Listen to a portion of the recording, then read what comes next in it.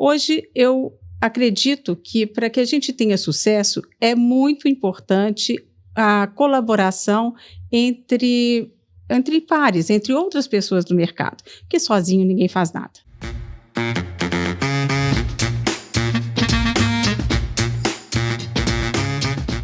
Bom, bem-vindo ao Ponto Imobiliário, que é o podcast da NET Imóveis e da rádio CDL-FM. Você encontra análises, tendências, visão do mercado. E hoje nós vamos falar sobre o perfil ideal do corretor de imóveis para fazer bons negócios.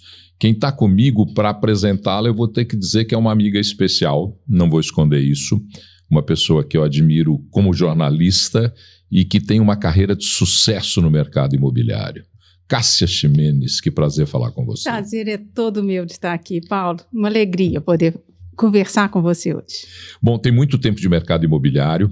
Você foi vice-presidente da NET Imóveis, é do Conselho Brasil da NET Imóveis, mas agora tem um desafio novo que a gente vai falar sobre ele daqui a pouquinho. Só que eu queria que você contasse, para a gente começar com esse nosso tema do perfil ideal do corretor, um pouco dessa tua experiência no mercado imobiliário. Muito tempo no mercado imobiliário, quase que geneticamente imposta ao mercado imobiliário. Conta pra gente. Então, eu nasci no mercado imobiliário, né? Meus pais tinham uma imobiliária há muitos anos, que ele montou em 1951. Olha só quanto tempo, né? E então eu aprendi a falar sobre mercado imobiliário desde criancinha. Eu gosto de brincar que minha primeira palavra nem deve ter sido nem vovô, nem vovó, nem papai, nem mamãe. Provavelmente foi casa, apartamento, cliente, contrato, alguma coisa assim. Mas a vida é muito interessante e ela vai colocando muitos desafios para que a gente faça escolhas. Então, nós temos encruzilhadas na vida. Eu fiz vestibular para jornalismo, para comunicação. Na época, era católica. Não conta para ninguém, né? E a comunicação era um todo, né? Você fazia para comunicação e depois você escolhia para onde você ia. Isso, a gente fazia um básico, depois é que você escolhia. Eu escolhi jornalismo. E fui seguir a carreira de jornalista. Trabalhei como jornalista há muito tempo. Trabalhamos juntos. Tivemos a oportunidade de trabalhar juntos. E depois a vida me deu outra encruzilhada. Mais uma escolha que eu tive que fazer foi quando meu pai nos chamou nós, os filhos, para ir trabalhar com ele na imobiliária. Eu já tinha uma carreira pronta, já organizada dentro do jornalismo, mas então, com o chamado do meu pai, isso foi lá em 98, então, coincidentemente, né, 98 com 98, está tudo certo.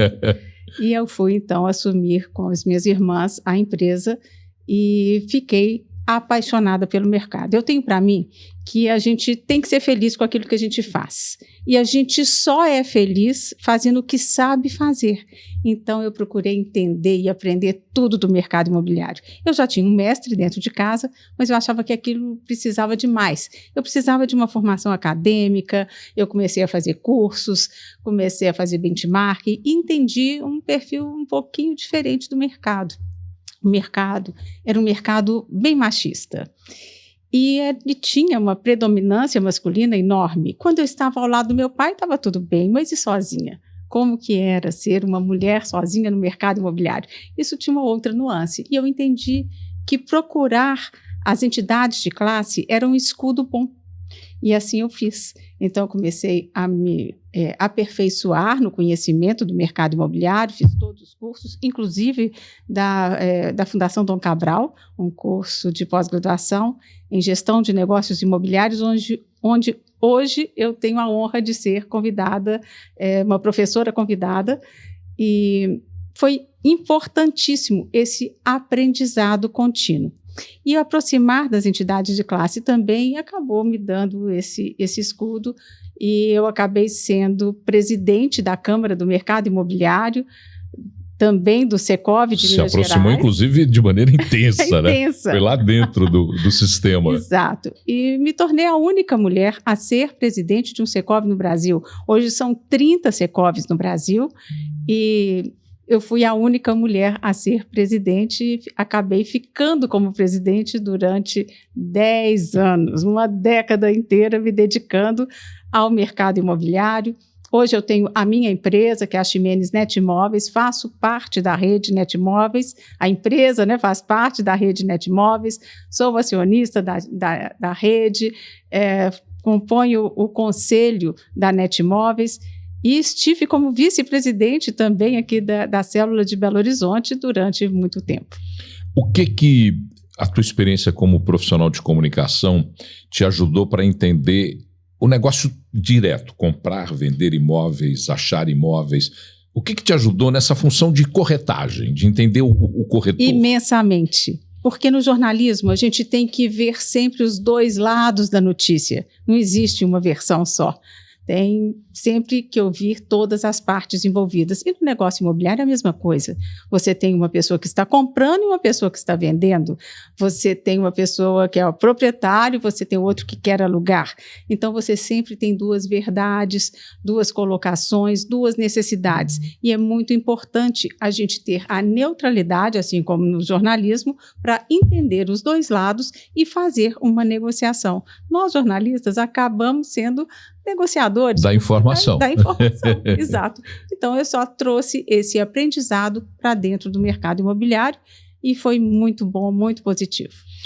Para entender um pouco a função do corretor de imóveis, qual é o primeiro movimento que ele faz quando ele se depara, por exemplo, com o início das suas atividades? Qual é a primeira expertise do corretor?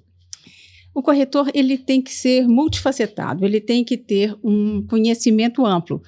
Hoje eu vejo que muitos corretores, quem entra no mercado, entra até pensando no glamour de ser um influencer de mercado, começando a fazer apresentações nas redes sociais, e isso é importante.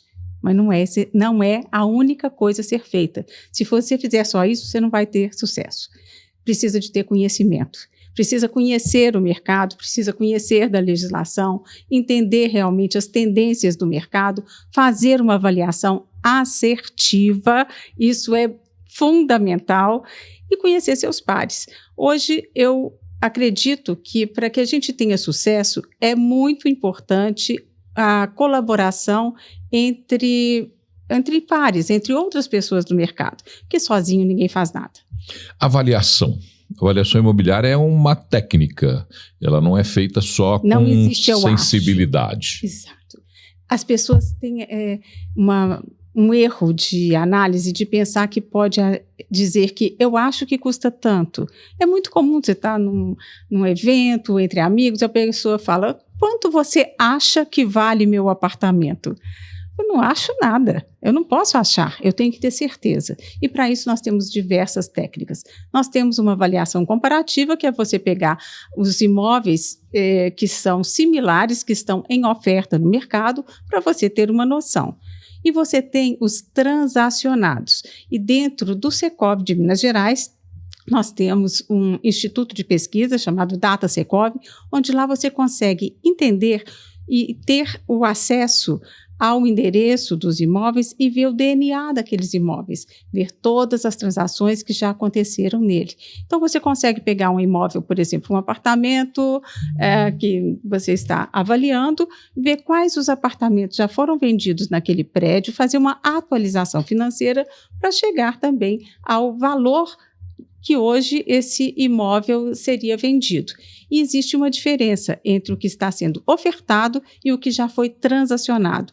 Então, é importante a gente fazer o encontro dessas duas informações para que a gente chegue no valor real. A gente se basear em informações do porteiro, em informações do síndico, em informações do vizinho, é muito perigoso, porque essas informações podem não ser reais. Então, a gente tem que se basear em informações que a gente sabe de onde veio. A fonte tem que ser segura, assim como no jornalismo. Na relação entre o corretor, o proprietário, o corretor, o interessado, dá para cometer sincericídio ou você tem que ter aí uma percepção de qual é o caminho a seguir? Sincericídio é um perigo em qualquer área, mas a gente não pode negar a informação, mas você tem uma maneira educada de entregar essa informação.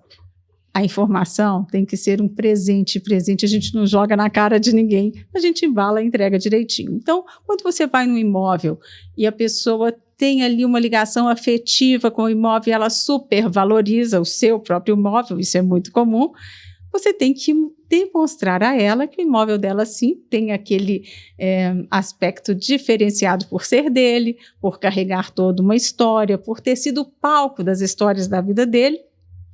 Porém, nós temos que trazê-lo para a realidade e trazer uma informação de que seu imóvel é realmente especial.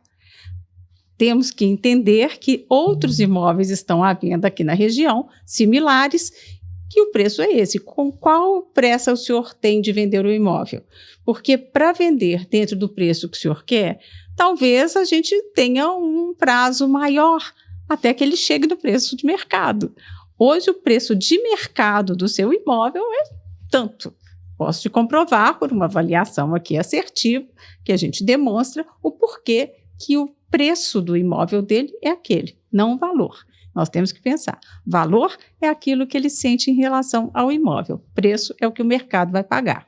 E na hora de conversar com aquele que vai comprar, como é que eu defino, como é que eu entendo o perfil do comprador? Porque o comprador tem um perfil que é o que ele imagina e tem um perfil real. Todos nós somos assim. Como é que o corretor percebe o real perfil daquele comprador? Nós temos que elaborar, quando estamos pegando um imóvel para vender, que construir qual que é a persona que vai comprar. Porque aquela persona, ela se identifica com o perfil do imóvel.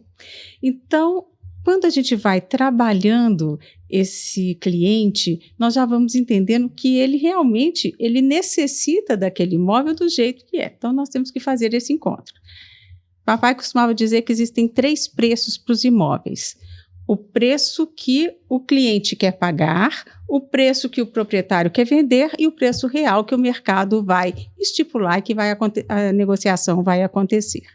Então, nós temos que entender tanto as preocupações, as delicadezas de alma de quem está vendendo, da mesma forma de quem está comprando, e a gente fazer esse papel meio de psicólogo, de um negociador experiente, trazendo informações reais, porque a gente não pode faltar com a verdade, procurar dar a maior segurança possível às duas partes, cuidando de toda a parte burocrática dos papéis, olhando a documentação para ver se está tudo adequado, para que a gente possa realmente realizar uma negociação que faça com que a nossa história prossiga.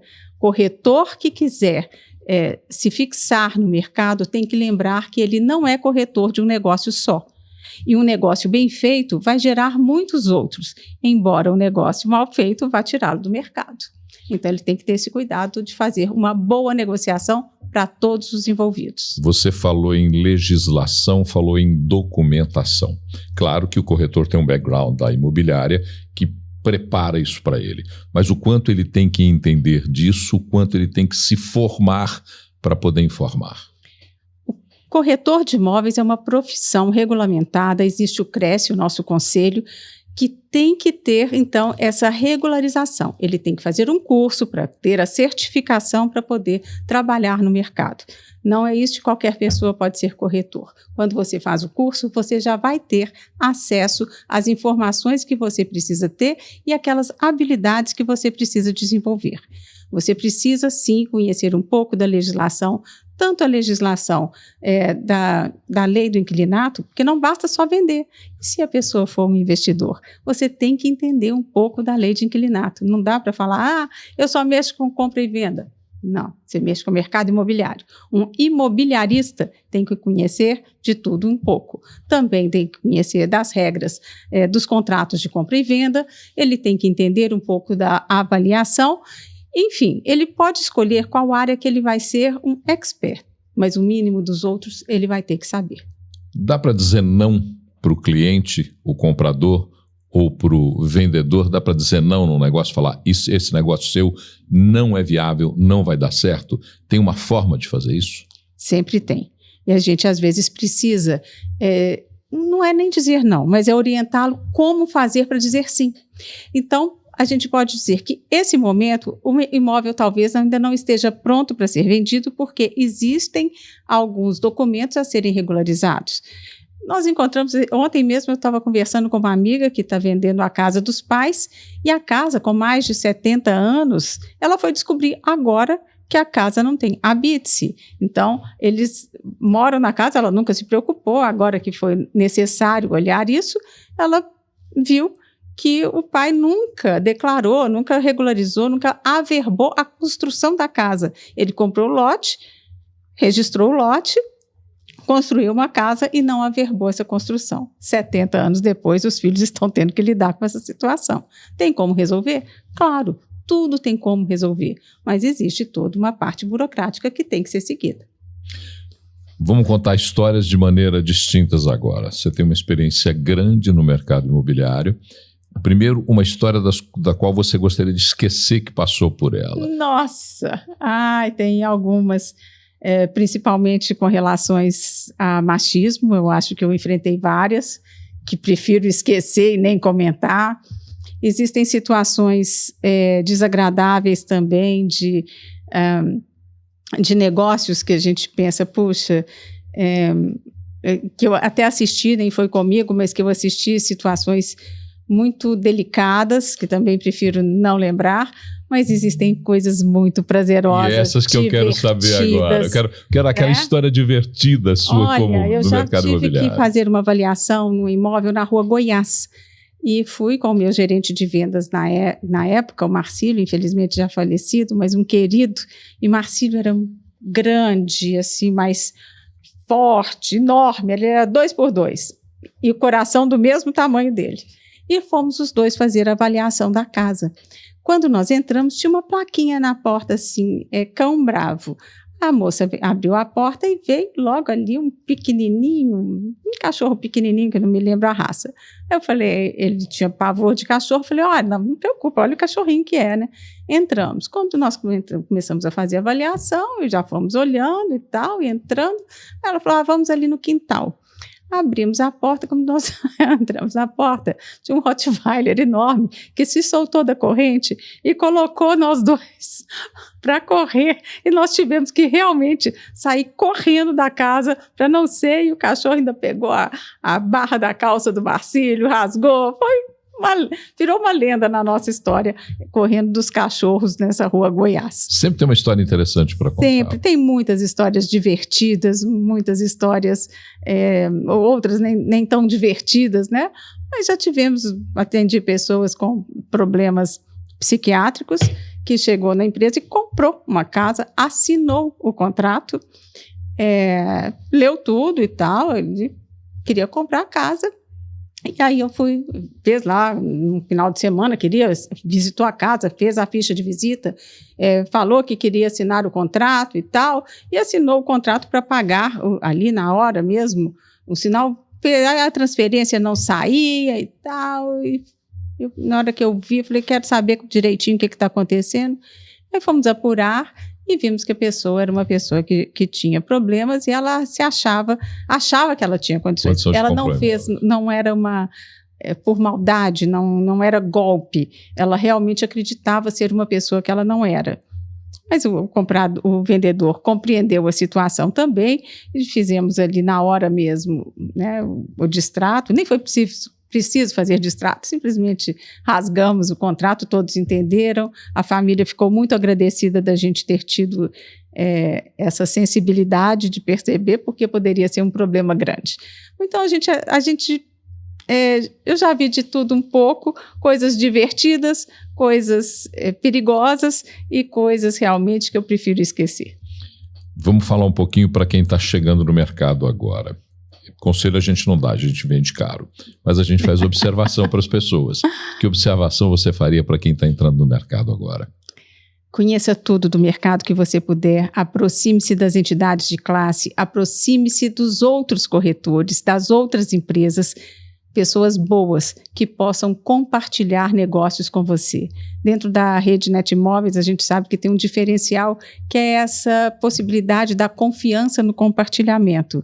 Hoje, no Brasil, existe aí um número que é de 483 dias, salvo engano, que é a média de venda de um imóvel. Na rede Netmóveis, isso cai para 103 dias.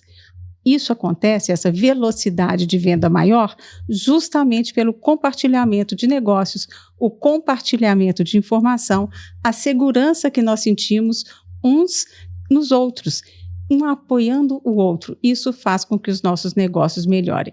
Um ajuda o outro. Eu acredito no colaborativismo. Isso é essencial. E acredito que o conhecimento é fundamental. E a gente tem que atualizar sempre. Nunca ache que você sabe tudo.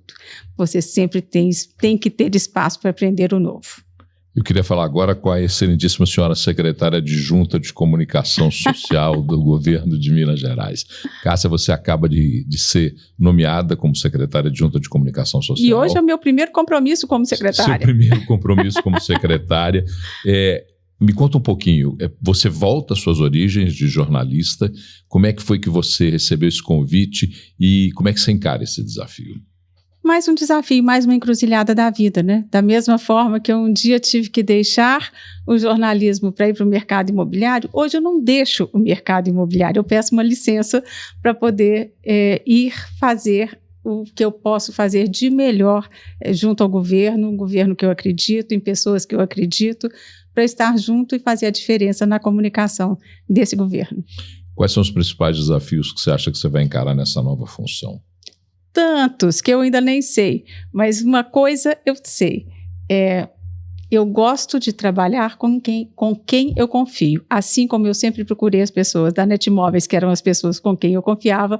Hoje nesse governo eu confio muito nas pessoas com quem eu vou trabalhar, e eu acho que esse é um diferencial. Acredito no potencial de trabalho, de desenvolvimento.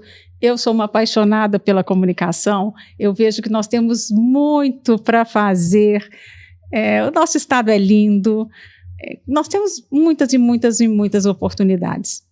Eu vislumbro muitas possibilidades, mas estou chegando agora. Eu tenho que entender, fazer um diagnóstico do que está acontecendo, do que eu vou encontrar pela frente, porque uma coisa é a gente estar de fora, olhar, às vezes até ter críticas a respeito de um funcionamento ou outro. Outra coisa é a gente deixar de ficar na crítica por fora e fazer a diferença por dentro. Colocar a mão na massa. Isso, colocar a mão na massa. Eu acho que é importante a gente discutir política fora do governo. Eu nunca quis ter cargos no governo, nunca foi a minha opção.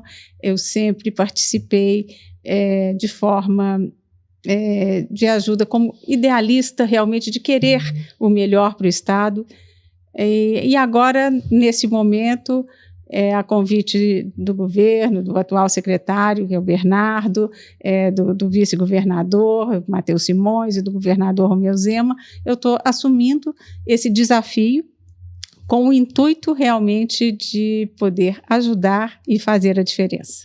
Estamos chegando no final da nossa prosa. O que a Cássia de hoje realizada, com novos desafios, quase que começando uma carreira outra vez, avó. Avó! O que a Cássia falaria para aquela menina que via o pai no negócio imobiliário, para a jornalista que mudou de ideia e foi trabalhar no mercado imobiliário, o que a Cássia de hoje falaria para ela?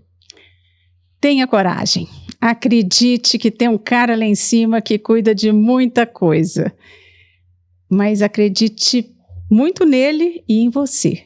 Acredite, não perca a oportunidade de aprender, de estudar, de conhecer mais a fundo tudo o que aparecer para você.